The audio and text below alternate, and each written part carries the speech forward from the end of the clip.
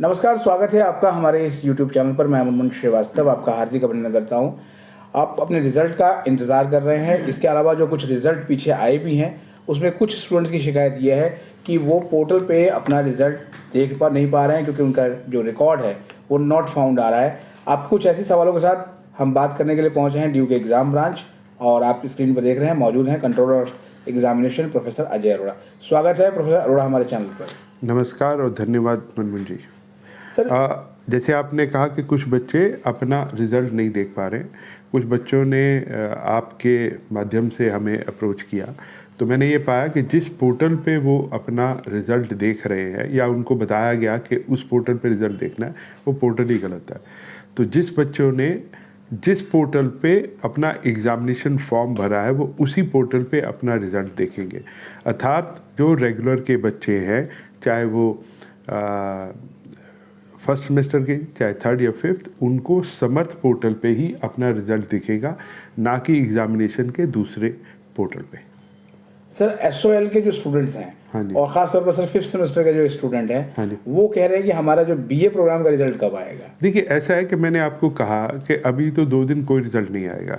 हमारे पास आपके माध्यम से बहुत सारी क्वेरीज आई कि हमारे एब्सेंटीज़ हैं, तो उसको आप 2 कैटेगरी में समझ लीजिए। पहली कैटेगरी है कि जो उनके कोर डिसिप्लिन स्पेसिफिक इलेक्टिव या जी के हैं, और अगर वो उसमें प्रेजेंट हैं और उनका एब्सेंट आ रहा है, तो बहुत सारे सब्जेक्ट तो हमने लार्ज स्केल पे अपने एंड पे उनको रिजॉल्व कर दिया। अगर अभी भी रिजॉल्व नहीं हुआ तो एग्जामिनेशन ब्रांच से वो अप्रोच कर सकते हैं विद दी अटेंडेंस रिकॉर्ड। लेकिन अगर उनका अवार्ड सेक वैक AEC या ट्यूटोरियल या किसी प्रैक्टिकल में एब्सेंट आ रहा है, तो कृपया करके वो अपने कॉलेज से अप्रोच करें, और कॉलेज ही उस बात का जवाब दे पाएगा कि सेक वैक AEC या ट्यूटोरियल और प्रैक्टिकल में वो एब्सेंट शो हो रहे हैं। और सर, जैसा आपने कहा कि अभी अगले 2 दिन कोई रिजल्ट नहीं आएंगे, हाँ तो इसका कारण क्या है सर? इसका कारण ये है कि एग्जामिनेशन ब्रांच मैंने सिर्फ रिज़ल्ट पे काम नहीं करता, और भी काम है जो आने वाले वक्त में, जैसे कि आपको पता होगा दिल्ली यूनिवर्सिटी ने सेंटेनरी स्पेशल एग्ज़ाम का फ़ेज़ 2 करना है, और कोविड की वजह से जो एक्सटेंशन है उस पे 1-2 दिन काम चलेगा, और जो बच्चों ने फॉर्म किया है उनकी डेट शीट अनाउंस करना थोड़ा सा इम्पॉर्टेंट है, ताकि उन बच्चे अपनी एग्ज़ाम की प्रिपरेशन कर लें। तो आने वाले 1-2 दिन में वो बच्चे जिन्होंने इसके लिए अप्लाई किया उस डेटा पे हम काम कर रहे हैं, तो थोड़ा सा 1-2 दिन हमारे रिज़ल्ट जो हैं वो नहीं आएंगे। लेकिन हाँ, आने वाले 3-4 दिनों में जो आपके क्वेश्चन SOL के हैं वो बहुत सारे रिज़ल्ट आ जाएंगे, और कुछ रिक्वायरमेंट इंफॉर्मेशन की हमारे को SOL से भी है, वो भी हमने उनको भेज दी है। होपफुली 1-2 दिन में वो इन्फॉर्मेशन भी हमारे एंड पे उनके एंड से हमारे को आ जाएगी, तो फिर हम अपने रिज़ल्ट 2 दिन के बाद वो सारे डिक्लेयर कर देंगे। जहाँ तक सर सेंट्रल चांस की या स्पेशल चांस की बात है, तो कुछ स्टूडेंट ये कह रहे हैं कि उनको मौका नहीं दिया जा रहा है। देखिए, ऐसा है कि ये बहुत क्लियर है कि सेंटेनरी स्पेशल चांस जब सेंटेनरी ईयर था तभी ये मौका दिया गया था। आज के दिन में सेंटेनरी चांस या सेंटेनरी सेलिब्रेशन ख़त्म हो चुकी है, तो आज के दिन में कोई भी मौका नए रूप से सेंटेनरी स्पेशल चांस के अंदर नहीं दिया जा सकता। सिर्फ जिनको वो मौका मिला था और जिन्होंने वो मौका लिया था, अगर वो उस मौका लेने के बावजूद भी किसी वजह से सारे पेपर पास नहीं कर पाए, जिसमें अप टू 4 पेपर, उनको वो एक्सटेंड किया गया है। हम एक नया उसकी शुरुआत नहीं कर रहे हैं, वो करी भी नहीं जा सकती सेंटेनरी स्पेशल चांस के नाम से। अभी सर जो फर्स्ट सेमेस्टर में रिजल्ट आए, तो स्टूडेंट का कहना है कि अगर वो 5 पेपर में जो है वो फेल हो गए तो क्या होगा उनका? देखिए, ऐसा है कि ये बहुत क्लियर है। एज ऑन टुडे हमारी जो स्कीम ऑफ प्रमोशन है वो ये कहती है कि फर्स्ट ईयर का मतलब होता है सेमेस्टर 1 और सेमेस्टर 2 दोनों को मिला के जो रिज़ल्ट है उसमें आधे पेपर उन्होंने क्लियर कर दिए। जैसा कि आप ये कह रहे हैं कि फर्स्ट सेमेस्टर में उसके 5 पेपर में ER है, यानी कि अर्थात 2 पेपर में वो पास हो चुका है। अब उसको सेकंड सेमेस्टर में एग्ज़ाम देना है, तो कम से कम उसको 7 पेपर में देना है।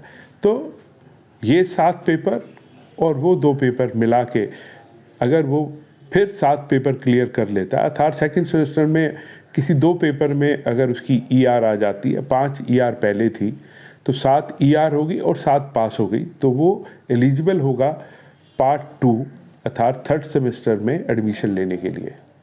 एक सवाल से स्टूडेंट का ये है कि आपने कहा था कन्वोकेशन के 1 महीने बाद डिग्री कॉलेज पहुंच हाँ, जाएगी। बिल्कुल डिग्रियां आ चुकी हैं और हुआ ये है कि इस बार SL की डिग्रियां पहले आ चुकी हैं और आज ही कुछ कॉलेज की डिग्री आ गई है और उनको हमने कॉलेजेस को दे दी है, क्योंकि जो डिग्री आती हैं उनको अब पहले स्क्रूटनी होती है और उनका काउंट होता है और किस डिपार्टमेंट किस सब्जेक्ट कितने प्रोग्राम की डिग्रीज़ हैं और डिग्रीज़ आ गई हैं। SL की डिग्रीज़ आने वाले कुछ दिनों में हम SL को भेज देंगे और इस हफ्ते के एंड में जो हमारे को रेगुलर कॉलेजेस की डिग्रियां मिलेंगी उनको भी college wise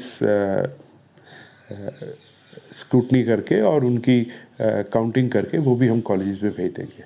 another 15 days college में जाके आप अपनी डिग्री ले सकेंगे। सर जैसे आपने बताया कि एब्सेंट वाली प्रॉब्लम लगातार जो है वो ठीक हो रही है, लेकिन फिर भी मान लीजिए किसी स्टूडेंट ने ऑनलाइन भी आपको भेज दिया अपने डिटेल्स और यहाँ पे है जो हार्ड कॉपी भी जमा कर दी, तो कोई मिसमैच की दिक्कत तो नहीं है? नहीं, ऐसा कुछ नहीं होता, ऐसा कुछ नहीं होता। जब हमने एक बार उसका रिज़ल्ट अपलोड कर दिया करेक्ट करके, मान लीजिए उसकी फिज़िकल कॉपी या ईमेल बाद में मिली, तो हमारे को पता है कि ये अपलोड हो गया है, जो करेक्ट हो गया है। जो करेक्ट होता है उसके अंदर हम एक नोटिफिकेशन नंबर डालते हैं, तो हमें पता होता है कि ये पहले से अलग रिज़ल्ट है और वो हमारे एंड पे अगर एक से ज़्यादा बार भी अगर बच्चा एप्लीकेशन देगा उससे उसकी रिज़ल्ट में कोई बदलाव नहीं होगा, जो भी करेक्शन होगी वो हो जाएगी। एक सवाल से स्टूडेंट ने पूछा है कि क्या जो कॉलेज हैं वो भी अपने लेवल पे कन्वोकेशन करेंगे? ये देखिए, दिल्ली विश्वविद्यालय में कन्वोकेशन दिल्ली यूनिवर्सिटी करता है, जो कि प्राय लास्ट सैटरडे ऑफ फरवरी होती है और जो इस बार 24 फरवरी को हुआ। कॉलेज कन्वोकेशन तो नहीं है, हाँ एक ऐसा फंक्शन कर सकता है जिसमें वो डिग्रियां जो जब हम भेजते हैं वो बांट सकता है, लेकिन कन्वोकेशन के नाम पे तो यूनिवर्सिटी की कन्वोकेशन होती है जिसमें डिग्रियां कंफर्म होती है। एक बार डिग्री जब वाइस चांसलर ने स्टूडेंट को कंफर्म कर दी तो मुझे नहीं लगता कि किसी नियम के तहत कोई कॉलेज का प्रिंसिपल उस कंफर्म डिग्री को रिकन्फर्म कर सकता है। हाँ, वो एक ऐसा फंक्शन ऑर्गेनाइज कर सकता है जिसमें बच्चों को फिजिकल रूप में डिग्री कॉलेज देना चाहे तो वो देते हैं। एक सवाल सर जो है स्टूडेंट ने पूछा है कि उसका रिवोल्यूशन का रिजल्ट आ गया और उसने एग्ज़ाम फॉर्म भी भर दिया है, तो क्या फ़ीस वापस होगी?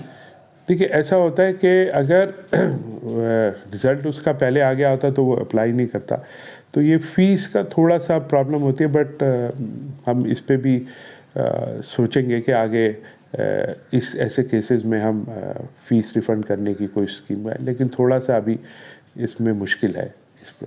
बहुत बहुत धन्यवाद सर इस अपडेट के लिए और सवालों के जवाब देने के लिए। नमस्कार जी, धन्यवाद।